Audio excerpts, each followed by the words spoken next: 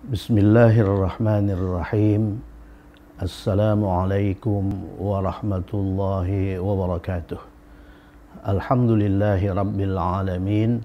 Wassalatu wassalamu ala ashrafil anbiya'i wal mursalin wa ala alihi wa sahbihi ajma'in. Alhamdulillah, hari ini kita telah memasuki edisi 15. Pokok bahasan kita pada edisi ini adalah frasa kata benda. Frasa kata benda atau dalam bahasa Inggris disebut noun phrase. Noun phrase. Apa itu frasa? Frasa adalah gabungan kata yang terdiri dari kata inti dan kata-kata lain yang menjelaskan kata inti. Jadi frasa itu merupakan gabungan kata yang terdiri dari kata inti dan kata-kata lain yang menjelaskan kata inti. FKB, singkatan dari frasa kata benda, merupakan gabungan kata yang kata intinya atau head word-nya kata benda. Sebentar. Frasa adalah gabungan kata yang terdiri dari kata inti dan kata-kata lain yang menjelaskan kata inti. Itu frasa. Nah, sekarang muncul istilah frasa kata benda. Frasa kata benda adalah frasa yang kata intinya kata benda. Jadi di dalam frasa itu ada kata inti, kemudian ada kata-kata lain yang menjelaskan kata inti. Apabila kata intinya kata benda, maka frasa tersebut dinamakan frasa kata benda atau disingkat FKB. Nah, gitu ya. Nah, jadi di sini dikatakan FKB adalah gabungan kata yang kata intinya atau head word-nya kata benda. Kata inti itu dalam bahasa Inggris disebut head word. Sedangkan kata-kata lain dalam frasa yang menjelaskan kata inti itu disebut modifier. Ya, itu hal-hal yang perlu diketahui. Kemudian kata inti adalah kata yang dijelaskan. Jadi kata inti adalah kata yang dijelaskan atau kita singkat D. D itu singkatan dari dijelaskan. Kemudian selain kata inti itu disebut kata yang menjelaskan. Jadi selain kata inti itu merupakan kata yang menjelaskan kata inti. Kita singkat M. Jadi D itu dijelaskan, M itu menjelaskan. Dulu waktu kita mempelajari bahasa Indonesia, kita diajarkan hukum DM, hukum MD, ya kan? Nah, D itu dijelaskan atau menjelaskan. Nah, dalam bahasa Inggris, kata inti itu disebut head word. Sedangkan kata lain yang menjelaskan kata inti itu disebut modifier. Nah, jadi kalau kita lihat apa itu kata inti? Kata inti adalah kata yang paling dominan dalam gabungan itu. Kemudian modifier adalah kata-kata lain yang menjelaskan kata inti. Contoh. Sebuah rumah besar. Nah, sebuah rumah besar. Ini merupakan frasa. Oleh karena ia merupakan gabungan kata. Jadi sebuah frasa terdiri dari 3 kata dalam bahasa Indonesia. Di situ ada kata sebuah, ada kata rumah, ada kata besar. Ya, sebuah itu dalam bahasa Indonesia disebut kata sandang, rumah itu kata benda, besar itu kata sifat. Ya. Kalau kita lihat dari 3 kata ini, kata mana yang paling penting? Kata yang paling penting itu disebut kata inti, ya. Kata mana yang paling penting? Tentulah kata rumah. Ya, ini kata yang paling dominan dalam gabungan kata sebuah rumah besar. Nah, sedangkan kata lain, kata sebuah dan kata besar itu menjelaskan kata inti. Nah, kalau dikatakan sebuah rumah besar, kemudian ditanya apa kata yang paling dominan dalam gabungan sebuah rumah besar? Nah, itu jelas kata benda rumah. Ini kata benda, ya. Nah, kemudian berapa rumah? Sebuah. Ini menjelaskan rumah. Rumah yang mana? Rumah yang besar. Ini menjelaskan ini. Jadi ini kata inti, sedangkan sebuah dan besar itu disebut modifier atau kata yang menjelaskan kata inti. Nah, kita lihat kata intinya kata apa? Kata benda. Ya, rumah itu kata benda. Oleh karena itu, prasa ini disebut prasa kata benda. Dalam bahasa Inggris, sebuah rumah itu begini. Sebuah dulu, besar dulu, big, baru rumah, house. Jadi a big house. Nah, coba kita lihat, rumah itu D ya. D itu kata yang dijelaskan, sebuah itu kata yang menjelaskan M, besar itu kata yang menjelaskan M. Nah, jadi kata yang menjelaskan rumah ada dua. Yang pertama kata sebuah, yang kedua kata besar. Kalau dalam bahasa Inggris, konstruksinya begini. Jadi sebuah dulu, baru besar, big, baru house. Jadi kata intinya di belakang. Ya. Jadi di depan itu kata-kata yang menjelaskan kata inti. Jadi itu menjelaskan house, big itu menjelaskan house. Nah, dalam hal ini, itu modifier, ini house itu ini menjelaskan, ini dijelaskan, ya, menjelaskan. Atau ini kata inti, ini modifier, ini modifier. Bagaimana kita membentuk prasakata benda sebuah rumah dalam bahasa Arab? Dalam bahasa Arab kita mulai dari ini kata yang dijelaskan atau kata inti. Rumah itu apa? Rumah itu taruh di depan. Ya, rumah itu taruh di depan. Kemudian sebuah itu kita pakai tanwin saja. Baitun, ya kan? Baitun. Jadi setelah baitun baru besar. Besar itu kabirun. Jadi kalau ini ini pun Ya, kalau ini ini pun in. Nah, jadi baitun itu kata yang dijelaskan, ini istilah dalam bahasa Indonesia ini. Kemudian kabirun itu kata yang menjelaskan. Kata yang menjelaskan. Jadi dalam bahasa Indonesia berlaku hukum DM. Dijelaskan dulu baru menjelaskan. Dalam bahasa Inggris berlaku hukum MD, menjelaskan dulu baru dijelaskan. Dalam bahasa Arab berlaku hukum DM, dijelaskan dulu baru menjelaskan. Jadi oleh karena bahasa Arab itu ke ini kan, bergerak ke kanan. Bergerak dari kanan ke kiri. Ya, itu idenya. Sekarang coba kita lihat contoh lain. Juga menyangkut rumah besar, tapi itu rumah besar itu. Nah, itu dalam arti tersebut. Kalau dalam bahasa Inggris the dulu. The dulu itu, kemudian baru besar, big, baru rumah house, the big house. Terbalik kalau dalam bahasa Inggris, the big house. Kalau dalam bahasa Arab, tetap ini dulu. Kata inti dulu. Rumah dulu. Atau kata yang dijelaskan dulu. Rumah itu apa? Bait, ya. Bait itu kan alif lam.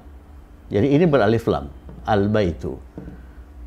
Kemudian baru kata sifat, al kabiru. Jadi kalau kata bendanya beralif lam, kata sifatnya juga beralif lam. Kalau kata bendanya tu'u berharokat akhir dhammah, ini pun berharokat akhir dhammah. Jadi secara praktis begitulah membentuk prasa kata benda dalam bahasa Arab. Ingat, prasa kata benda adalah prasa atau gabungan kata yang kata intinya kata benda. Ya. Oke, mari kita lihat prasa kata benda itu secara lebih spesifik, ya, secara lebih spesifik. Coba lihat ini 3, ini 2, ya, 2. FKB itu isinya kata benda plus kata sifat. Kata benda plus kata sifat. Kata benda sebagai kata yang dijelaskan, kata sifat adalah kata yang menjelaskan. Jadi hubungan antara kata benda dengan kata sifat dalam frasa kata benda adalah kata benda itu kata yang dijelaskan atau D, sedangkan kata sifat itu adalah kata yang menjelaskan ini kata inti ini, kata benda. Dalam bahasa Arab, frasa kata benda itu dinamakan murakkabun wasfiyun. Jadi frasa itu murakkab. Murakkab itu susunan kata. Murakkabun wasfiyun. Murakkabun wasfiyun. Jadi frasa kata benda yang isinya kata benda plus kata sifat itu dalam bahasa Arab disebut murakkabun wasfiyun. Dalam pelajaran kita ini, ya, ini frasa kata benda dengan kombinasi kata benda plus kata sifat itu kita sebut FKB 1. Oleh karena FKB ini yang pertama kali muncul dalam pelajaran kita. Nanti ada FKB 2, ada FKB 3, ada FKB 4, ada FKB 5 dan seterusnya. Jadi untuk memudahkan kita memahami FKB, ini kita sebut FKB 1. FKB 1 isinya apa? Isinya kata benda plus kata sifat, ya. Dalam bahasa Arab FKB 1 dinamakan murakkabun wasfiyun. Ada syarat yang harus dipenuhi oleh FKB 1. Apa itu? Yang pertama, kata benda mendahului kata sifat. Jadi kata benda mendahului kata sifat. Kata benda mendahului kata sifat. Sama dengan dalam bahasa Indonesia. Kata benda mendahului kata sifat. Tapi dalam beda dengan bahasa Inggris. Kalau bahasa Inggris kata sifat dulu. Kata sifat mendahului kata benda. Big house itu bahasa Inggris. Kalau bahasa Indonesia rumah besar. Kalau bahasa Arab juga rumah besar. Jadi FKB dalam bahasa Indonesia itu konstruknya sama dengan FKB dalam bahasa Arab. Beda dengan FKB dalam bahasa Inggris. Oleh karena dalam bahasa Indonesia FKB itu konstruknya itu kata benda dulu baru kata sifat.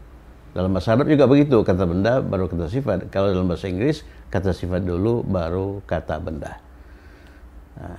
Jadi syarat yang harus dipenuhi oleh FKB dalam hal ini FKB 1 adalah KB mendahului kata sifat. Bukan sebaliknya kata sifat mendahului kata benda. Pegang itu syarat pertama.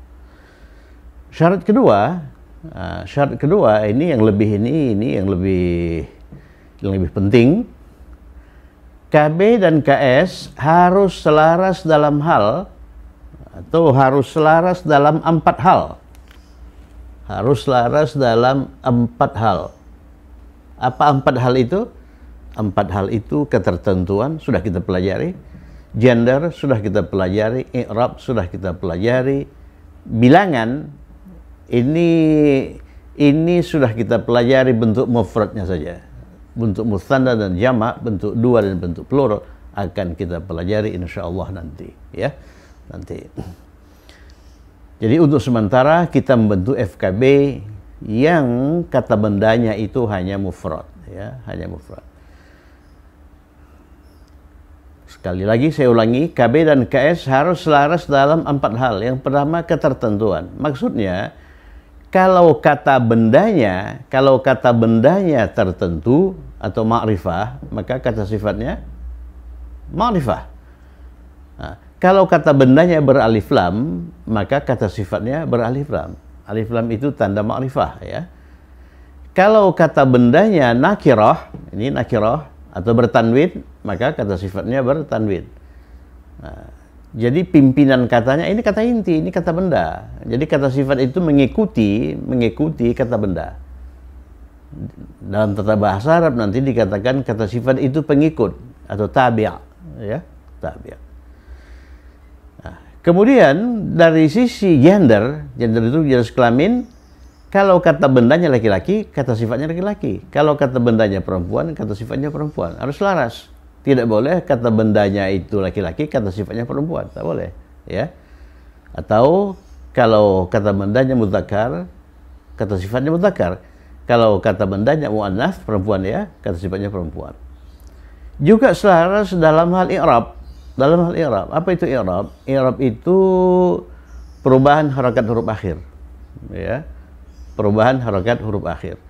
Sudah kita pelajari bahwa berdasarkan i'rab, berdasarkan perubahan harokat huruf akhir, kata benda itu terdiri dari kata benda marfu', kata benda majrur, dan kata benda mansub. Kata sifat juga begitu, ya. Kata sifat juga begitu. Apa itu kata benda atau kata sifat marfu' atau isim marfu'? Isim marfu' adalah kata benda atau kata sifat dalam konteks tunggal, harokat huruf akhirnya dhammah. Misalnya baitun. Baitun itu harokat huruf akhirnya dhammah. Dalam hal ini double dhammah. Oleh karena itu dilihat dari sisi i'rab, baitun itu marfu', dikatakan berkasus marfu'. Kalau harokat huruf akhirnya kasrah, baitin, maka kata benda atau kata sifat itu dikatakan majrur, berkasus majrur, berbentuk majrur. Terakhir, apabila harokat huruf akhirnya fathah, fathah itu bisa fathatain berdhammah, bisa single dhammah. Kalau dia beralif lam, maka kata benda atau kata sifat itu dikatakan berbentuk mansub, ya, bentuk mansub. Jadi dari sisi i'rab, kata sifat ini harus selaras dengan kata benda. Dilihat dari sisi bilangan, kalau kata bilangan ini tunggal itu mufrad, maka kata sifat itu juga harus mufrad. Dilihat dari sisi bilangan, kata benda itu ada yang mufrad tunggal, ada yang musanna itu dua, tidak langsung ke jamak, ya. Ada yang jamak itu dua lebih. Yang musanna dan jamak ini belum kita pelajari secara spesifik, insya Allah akan kita pelajari belakangan. Jadi sekarang itu kita khusus menggabungkan kata benda kata sifat yang mufrad saja, ya, yang mufrad saja. Ya, sebagai untuk mengingat kembali, dilihat dari sisi ketertentuan, kata benda kata sifat itu ada yang disebut dengan isim ma'rifah, isim nakirah, gender, isim mudzakkar, isim muannats. Kalau i'rab, isim marfu', isim majrur, isim mansub. Kalau bilangan, isim mufrad, isim mutsanna, isim jamak. Isim itu apa? Isim itu kata benda atau kata sifat. Dalam hal ini kata benda menjabat sebagai D. D itu kata yang dijelaskan. Dalam bahasa Inggris dia head word. Dalam bahasa Arab dia disebut man'ut. Jadi man'ut itu kata yang dijelaskan. Kita harus membiasakan diri dengan istilah ini. Man'ut itu adalah kata yang dijelaskan dalam FKB. Kata yang dijelaskan dalam FKB. Kemudian kata sifat menjabat sebagai M. M itu menjelaskan, ya, menjelaskan. Kebetulan sama dengan modifier di sini, M juga huruf awalnya, menjelaskan. Jadi kata yang menjelaskan itu disebut na'tun. Jadi FKB itu konstruknya man'ut, na'tun. Kata yang dijelaskan itu man'ut, kata yang dijelaskan itu na'tun. Perlu dicatat bahwa man'ut dan na'tun itu jabatan. Itu jabatan kata dalam prasa kata benda satu. Jadi di FKB ini, dalam hal ini FKB 1 ini, di situ sudah ada jabatan. Ada dua jabatan. Kata benda menjabat sebagai man'ut, kata sifat menjabat sebagai na'tun. Sedangkan kata benda kata sifat itu pejabatnya. Ini pejabatnya, ini kata benda kata sifat. Kata benda itu jabatannya apa? Man'ut. Kata sifat itu jabatannya apa? Jabatannya nan'ut. Jadi dikatakan bahwa man'ut dan na'tun itu jabatan minor dalam sebuah gabungan. Nanti kalau gabungannya itu kalimat, jabatan itu merupakan jabatan mayor, ya, itu nanti kalau kita sudah sampai kalimat. Contoh, baitun kabirun. Jadi kalau kita mengkombinasikan bait dengan kabirun, coba lihat persyaratan. KB mendahului kata sifat. Ya, oke, ini kan KB tuh mendahului kata sifat. Kita bergerak ke sana, ya. Jadi ini mendahului ini. Baitun dulu baru kabir. Kemudian kata benda dan kata sifat harus selaras dalam 4 hal. Coba kita lihat. Ma'rifah nakirah. Ini baitun ini ma'rifah atau nakirah? Nakirah. Oleh karena dia bertanwin. Oleh karena kata bendanya nakirah, maka kata sifat juga harus nakirah. Ya, tidak boleh ini nakirah, ini ma'rifah. Tak boleh. Ini baitun, ini al-kabiru. Tidak boleh. Sudah selaras dari sisi ketertentuan. Ya. Kita lihat keselarasan dari sisi gender. Kalau kata bendanya mudzakkar, kata sifatnya harus mudzakkar. Ya. Ini baitun. Baitun itu mudzakkar atau muannas? Ya mudzakkar, laki-laki. Oleh karena dia tidak menyandang tanda perempuan. Oleh karena ini mudzakkar, ini pun harus mudzakkar. Ya kan? Harus mudzakkar. Oke, itulah sebabnya mengapa kita menghabiskan 14 sesi untuk membahas itu, untuk membahas ma'rifah nakirah, mudzakkar, muannats, marfu, majrur, mansub, mufrad, kan begitu kan? Oleh karena dia mau kita aplikasikan dalam prasa. Kalau nggak tahu ma'rifah nakirah, muannats, mudzakkar, sulit kita membentuk ini prasa kata benda ini. Sekarang mari kita lihat dari sisi i'rab. I'rab dulu ya, i'rab dulu. Kalau kata bendanya marfu, maka kata sifatnya harus marfu. Coba lihat kata bendanya. Ini marfu atau mansub atau majrur? Marfu. Oleh karena harakat huruf akhirnya dhammah. Oleh karena itu, kata sifat juga harus marfu. Ya, baitun kabirun. Tidak boleh ini majrur baitin, ini marfu. Baitin kabirun, tak boleh ya.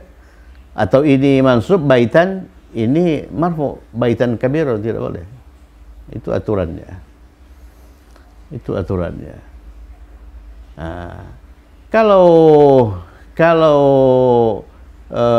kata bendanya itu mufrad, tunggal, ini tunggal, maka ini pun tunggal. Ya, ini tunggal, ini pun tunggal. Jadi dalam hal ini baitun itu merupakan kata benda, kabirun itu merupakan kata sifat. Kata benda baitun di sini berperan sebagai man'ud. Jadi jabatannya itu man'ud. Pejabatnya kata benda. Kata sifat berperan sebagai na'tun. Jabatannya itu na'tun. Pejabatnya kata sifat. Apa itu na'tun? Na'tun itu kata yang menjelaskan. Ya. Sebaiknya kalau coba lihat ini, seandainya kata bendanya kita ubah menjadi ma'rifah dengan alif lam, al-baitu, maka kata sifatnya juga harus diselaraskan dengan kata benda, al-baitu. Ya, al-baitu. Jadi al-baitu al-kabiru, rumah besar itu, ya. Rumah besar itu. Jadi dalam FKB 1 secara khusus FKB 1 berlaku hukum keselarasan. KS dengan KB itu harus selaras. KB dengan KS dengan KB itu harus selaras. Saya kira cukup sekian. Kemudian ada sedikit ini ya, ada sedikit pekerjaan rumah. Ini yang mudah-mudah saja ini ya. Pekerjaan rumah berhubungan dengan FKB 1. Perintahnya apa? Terjemahkan waladun salihun. 1. Terjemahkan al-waladu as-salihu. Coba lihat ini, waladun salihun selaras enggak itu? Selaras, ya. Al-waladu as-salihu selaras, al. Coba terjemahkan itu ke dalam bahasa Indonesia. Kemudian kirimkan jawaban melalui email ke, ini nomor email saya, ya, abdullahsalimsiagian@gmail.com, ya. Saya kira cukup sekian. Atau begini sebelum saya akhiri, coba lihat ini, baitun kabirun. Kalau baitan kabirun, kalau baitin kabirin. Kalau al-baitu al-kabiru, kalau al-baita al-kabiro, al-baiti al-kabiro, ya. Nanti prasakata benda juga bisa diidentifikasi berdasarkan 4 hal ini, ketentuan, gender, i'rab, dan bilangan. Sebelumnya kita sudah mengidentifikasi kata benda dan kata sifat, ya, berdasarkan 4 hal ini. Nanti ke depan kita akan mengidentifikasi FKB 1 berdasarkan 4 hal itu, ya. Oke, saya kira cukup sekian. Assalamualaikum warahmatullahi wabarakatuh.